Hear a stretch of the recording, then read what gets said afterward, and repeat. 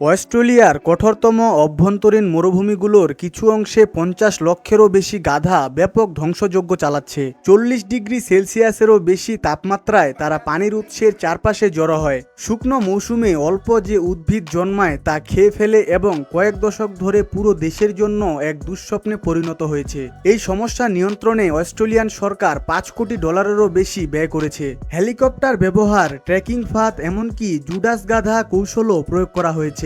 তবুও গাধার সংখ্যা এখনো কার্যকরভাবে নিয়ন্ত্রণে আনা যায়নি। অন্যদিকে মজার বিষয় হলো চীনও তার শুকনো তৃণভূমিতে গাধার সংখ্যা বৃদ্ধির মুখোমুখি হয়েছে। কিন্তু কেবল সমস্যা হিসেবে দেখার পরিবর্তে চীন এই চলমান সম্পদকে কাজে লাগিয়ে বৃহৎ আকারের গাধার খামার গড়ে তুলেছে, যার উপর ভিত্তি করে প্রতি বছর প্রায় $6 বিলিয়ন অর্থনৈতিক মূল্য শৃঙ্খল সৃষ্টি হয়েছে। তাহলে চীন কিভাবে এটি সম্ভব করলো? ভয়েস অফ রিমনের আজকের ভিডিওতে সেই গল্পই তুলে ধরবো। তাই মিস না করতে চাইলে ভিডিওটিতে একটা লাইক দিয়ে সম্পূর্ণ ভিডিওটি দেখতে থাকুন। এই সংকটের শুরু 19 শতকের মাঝামাঝি, যখন ইউরোপীয় বস্তি স্থাপনকারীরা পৃথিবীর অন্যতম কঠিন শুকনো অঞ্চল অস্ট্রেলিয়ার অভ্যন্তরে টিকে থাকার জন্য সংগ্রাম করছিল। ঘোড়া ও বলদ প্রচণ্ড গরমে দ্রুত দুর্বল হয়ে পড়ত।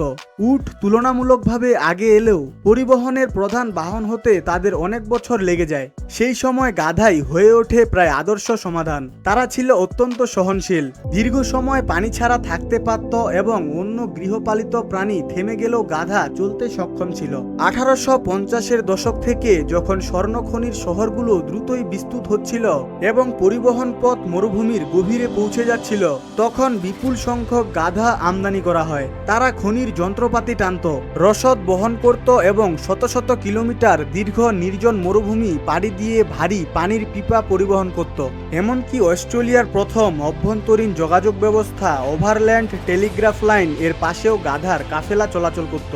কিন্তু বিংশ শতাব্দীর শুরুতে রেলপথ ও মোটরযান ধীরে ধীরে পশুভিত্তিক পরিবহনকে প্রতিস্থাপন করলে হাজার হাজার গাধাকে স্বর্ণখনি এলাকা ও পুরো পরিবহন পথের আশেপাশে ফেলে রাখা হয়। মানুষের নিয়ন্ত্রণ হারিয়ে তারা দ্রুত বন্যপাল গঠন করে অস্ট্রেলিয়ার অভ্যন্তরে তাদের নিয়ন্ত্রণ করার মতো শক্তিশালী কোনো প্রাকৃতিক শিকারী না থাকায় নিয়মিত প্রজনন ও উচ্চ বেঁচে থাকার হারের কারণে গাধার সংখ্যা বিস্ময়কর গতিতে বাড়তে থাকে। অনুকূল পরিবেশে মাত্র 200 থেকে 300টি গাধার একটি দল 15 বছরের মধ্যে বেড়ে 3000 থেকে 4000টিতে পৌঁছাতে পারে। 20 শতকের মাঝামাঝি সময়ে পশ্চিম অস্ট্রেলিয়ার বহু গবাদি পশুর খামার থেকে অভিযোগ আসে যে বড় বড় গাধার পাল গুরুত্বপূর্ণ পানির উৎস কয়েকদিন ধরে দখল করে রেখেছে। কিম্বারলির কিছু এলাকায় একটি মাত্র জলাধারের চারপাশে শত শত গাধা জড়ো হয়ে তীরভূমি নষ্ট করে এবং পানি এতটাই কাদাযুক্ত করে তোলে যে গবাদি পশুরা আর তা ব্যবহার করতে পারে না।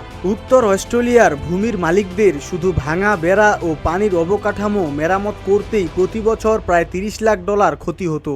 এর পাশাপাশি এসব বন্য গাধা এমন পরজীবী ও রোগ বহন করতে পারত যা মুক্তভাবে চড়ানো গবাদি পশুর জন্য ঝুঁকিপূর্ণ ছিল। তবে সবচেয়ে বড় ক্ষতি হয়েছে মরুভূমির ভঙ্গুর মাটির ওপর। হাজার হাজার গাধা একই পথে বারবার চলাচল করায় তাদের শক্ত খুর মাটিকে শক্ত ও চাপা করে দেয়, ফলে বৃষ্টির পানি মাটিতে শোষিত হতে পারে না এবং দীর্ঘমেয়াদী ভূমিক্ষয়ের সৃষ্টি হয়, যার প্রভাব কয়েক দশক পর্যন্ত স্থায়ী হতে পারে। পরিস্থিতি এতটাই গুরুতর হয়ে ওঠে যে অস্ট্রেলিয়া তার অভ্যন্তরীণ মরুভূমিতে ইতিহাসের অন্যতম কঠোর নিয়ন্ত্রণ অভিযান শুরু করে। হেলিকপ্টার ব্যবহার করে গাধার পাল শনাক্ত করা হতো এবং অনেক অভিযানে প্রতিদিন শত শত গাধাকে অপসারণ করা সম্ভব হয়। কিন্তু 76 লাখ বর্গ কিলোমিটার আয়তনের বিশাল অস্ট্রেলিয়া মহাদেশে এই প্রচেষ্টা যেন মরুভূমি থেকে চামচ দিয়ে পানি সরানোর মতোই ছিল।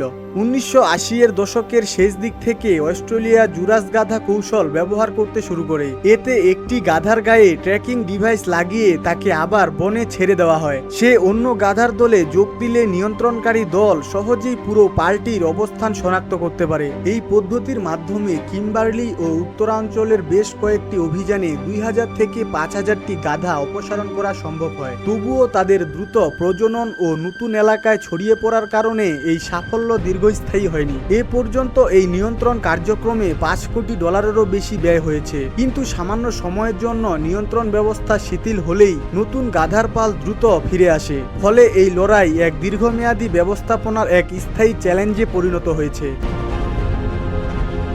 তো বন্ধুরা, আজকের ভিডিওটি এই পর্যন্তই শেষ করছি। ভিডিওটি আপনার কাছে কেমন লেগেছে তা কমেন্টে জানাতে একেবারেই ভুলবেন না। আর যদি ভিডিওটি আপনার কাছে একটু হলেও ভালো লেগে থাকে তাহলে অবশ্যই ভিডিওটির মধ্যে একটা লাইক দিয়ে আমাকে উৎসাহিত করবেন। এবং আপনি যদি আমাদের এই চ্যানেলের একজন সম্মানিত নতুন অতিথি হয়ে থাকেন তাহলে অবশ্যই আমাদের এই চ্যানেলটিকে সাবস্ক্রাইব করে আমাদের সাথেই থাকবেন। আর যদি আপনি আগে থেকেই সাবস্ক্রাইব করে রাখেন তাহলে আপনাকে অসংখ্য ধন্যবাদ। তো আজকের মতো এখানে বিদায় নিচ্ছি, দেখা হবে পরের ভিডিওতে। ততক্ষণে সবাই ভালো থাকবেন, সুস্থ থাকবেন এবং আমার জন্য দোয়া করবেন।